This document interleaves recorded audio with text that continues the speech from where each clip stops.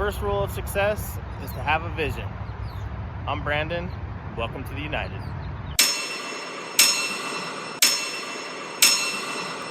So our good friend Arnold Schwarzenegger lays down this first rule of success in this video.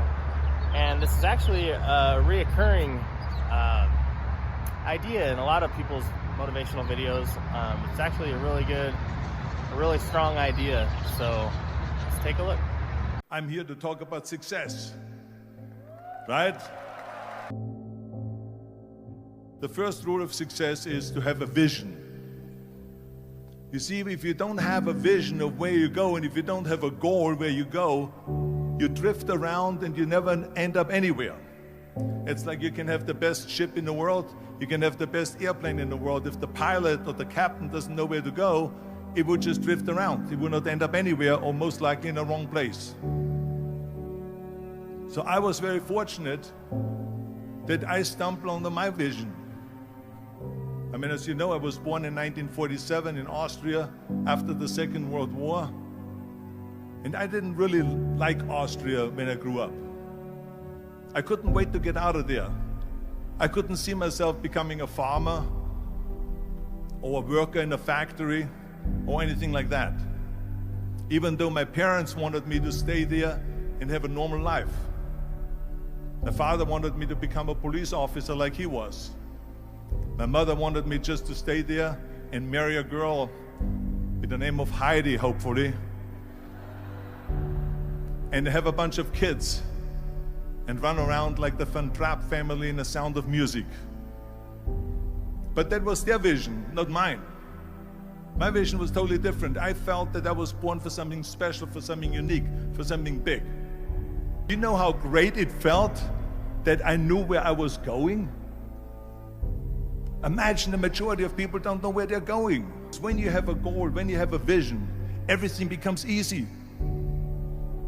Because remember that in America, for instance, when you study, you will see the percentage of people that like their jobs.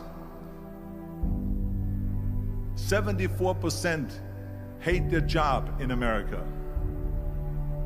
Now, there is not much different when you come to Europe. The majority of people don't like what they're doing because they're really not doing it because they didn't have a goal and they followed this goal. They just aimlessly drift around, and then all of a sudden there's a job opening, so they get that job because you have to work. But then when you work, it's a chore. It's work. It's not fun. So if you think about, only a quarter of the people really enjoy what they're doing in life. That is unbelievable if you think about it. So I felt so blessed that I knew what I was doing. It's like a medical student that studies and knows he wants to become a doctor. You know where to go. So I knew where to go. So people always ask me, when they saw me in the gym in the pumping iron days, they say, why is it that you're working out so hard? 5 hours a day, 6 hours a day, and you have always a smile on your face. The others are working out just as hard as you do, and they look sour in the face. Why is that? And I told people all the time, I said, because to me, I'm shooting for a goal. In front of me is the Mr. Universe title.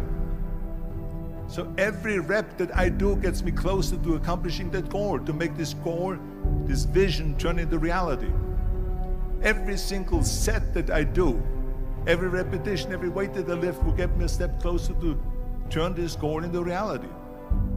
So I couldn't wait to do another 500-pound squat.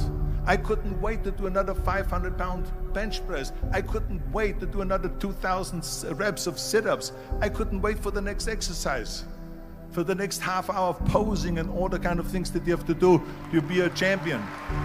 And with the age of 20, I went to London and I won the Mr. Universe contest as the youngest Mr. Universe ever. And it was because I had a goal. So let me tell you something, visualizing a goal and going after it makes it fun. You got to have a purpose no matter what you do in life. You got to have a purpose. So that's rule number one, have a vision. Rule number two is Don't listen to the naysayers. Don't listen to the naysayers.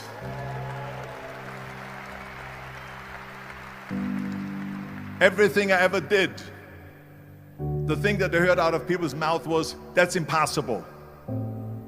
That can't be done. Or no. So whenever someone said to me, it can't be done, I heard, it can be done. When they said no, I heard yes. And when they said it's impossible, I heard it is possible. I'm a strong believer of what Nelson Mandela said, that everything is always impossible until someone does it. Well, I'm going to be the one, I said to myself, I'm going to do it and I'm going to show it to them. Maybe it has never been done before. That's perfectly fine with me. But I'm going to do it. And I did not listen to the naysayers. The next thing, the third point that I'm going to make to you is, before we sit down with Jürgen and talk about the rest of the three, is work your ass off. There is no magic pill. There is no magic out there. You cannot get around. You have to work and work and work. And it drives me crazy when people say that they don't have enough time to go to the gym for 45 minutes a day and work out.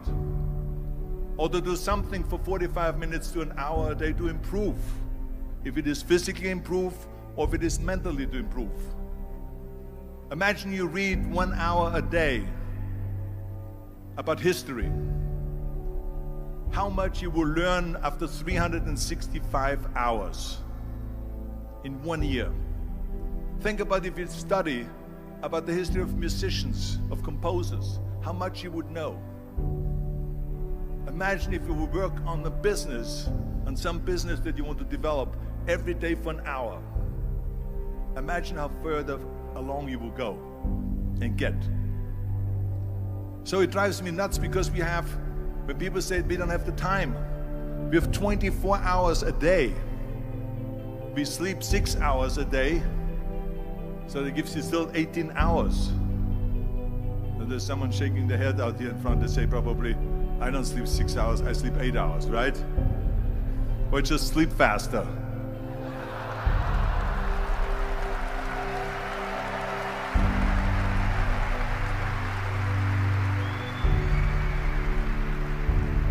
So we have 18 hours a day.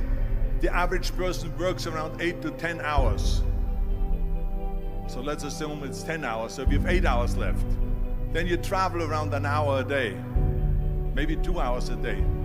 So now you have still 6 hours left. So what do you do with these 6 hours? What do you do with these 6 hours? Then we eat a little bit, then we schmooze a little bit, talk a little bit to people and all that stuff. But you can see how much time there is available if you organize your day. So you got to work hard. I mean, let me tell you something. When I went to America, I went to college. I went and worked out 5 hours a day. And I was working on construction. Because in those days in bodybuilding, there was no money. I didn't have the money for food supplements or anything. So I had to go to work. So I worked on construction. I went to college. I worked out in the gym, and at night from 8 o'clock at night to 12 midnight, I went to acting class 4 times a week. So I did all of that. There was not one single minute that I wasted. I became very friendly with Muhammad Ali in the 70s. And Muhammad Ali worked his butt off. And I saw it firsthand.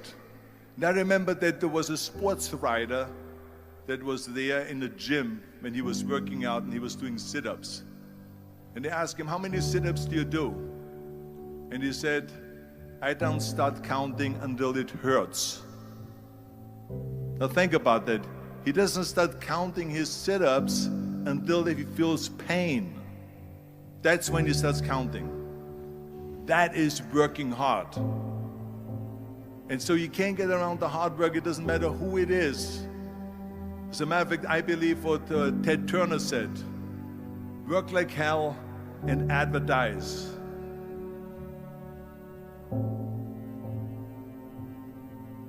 You get it? Work like hell, go to bed, and early to rise, work like hell and advertise. So you work your ass off, and then you let the world know about your work. That's what it is all about. Let people know. If you have a company, if you have a movie, if you do a sports, work your ass off, but then advertise and let everyone know. I hate Plan B. And I tell you why. Because we have so many doubters, as I've said earlier, the no-sayers. We have so many of those people that say no, and you can't do it, it's impossible. That is okay, because we just turn off, as I said earlier, and we listen and we hear the no being a yes. You can't do it, you can do it, and all of that. So that is possible to do that amongst all the negative people around you. But when you start doubting yourself, that's very dangerous. Because now what you're basically saying is that if my plan doesn't work, I have a fallback plan, I have a plan B. And that means that you start thinking about plan B, and every thought that you put into plan B, you're taking away now that thought and that energy from plan A.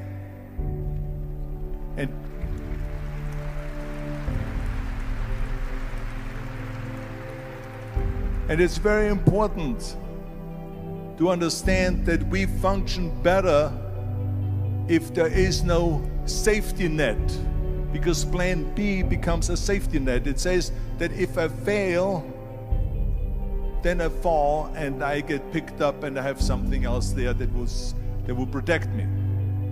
And that's not good, because people perform better when there's no safety net. People perform better in sports and everything else if you don't have a plan B.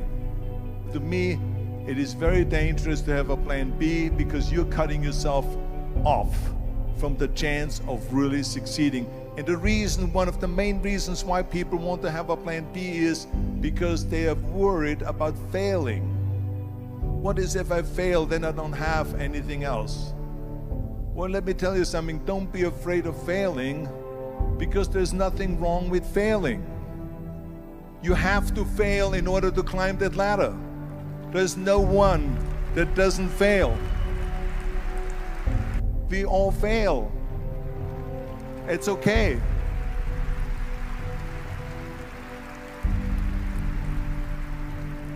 What is not okay is that when you fail, you stay down. Whoever stays down is a loser. And winners will fail and get up, fail and get up, fail and get up. You always get up. That is a winner. That is a winner. Hey, we all lose.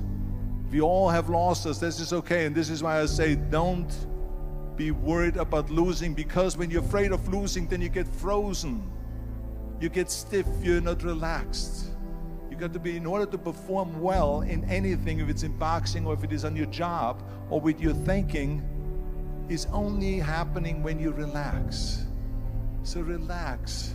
It's okay to fail.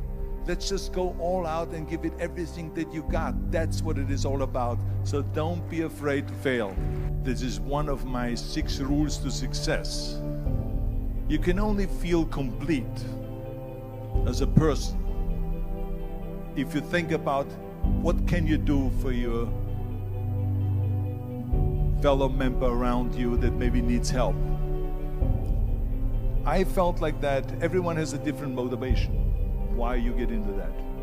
I was an immigrant going to America, and I saw how America was the most generous country in the world. I mean, they opened up their arms to me, they helped me, they invited me for Thanksgiving dinner. The people, they brought me, the bodybuilders in the gym brought me plates to my apartment because I had no plates, I had no silverware, I had no bedware, I had no pillows, I had no blanket, I had no TV, I had no radio, I had nothing. They brought it to my apartment. They helped me. And I saw that firsthand, this generosity in America. And I said to myself, as an immigrant that is being embraced with open arms, that I need to go and make sure that I give something back. It's kind of crazy that such a simple rule can hold so much power. I mean, I think it's amazing also how he says that, you know, you can have the best ship in the world, but without a destination, that ship will never really get anywhere. What's really been true in my life, that it seems like I've just been kind of drifting around, never really getting anywhere, just taking things as they come. Never really been focused on striving to be great, which I'm trying. I'm actually looking to change that these days. So I know now I'm going to try to set some goals, some solid goals, and work towards them and see where that stuff starts to take me. What do you guys think? Leave some comments down below. What are some goals that you have? How can you set some goals? How can you work towards those goals? Let me know. Let's get some ideas rolling down in the comments. And again, if you guys feel like it, feel free to subscribe and join the United. Hopefully it's something that we can strive for together. Thank you. I will see you guys next time.